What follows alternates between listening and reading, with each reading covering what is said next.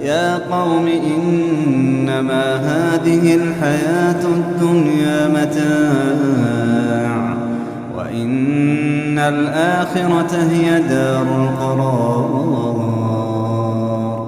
من عمل سيئة فلا يجزى إلا مثلها ومن عمل صالحا من ذكر أو أنثى وهو مؤمن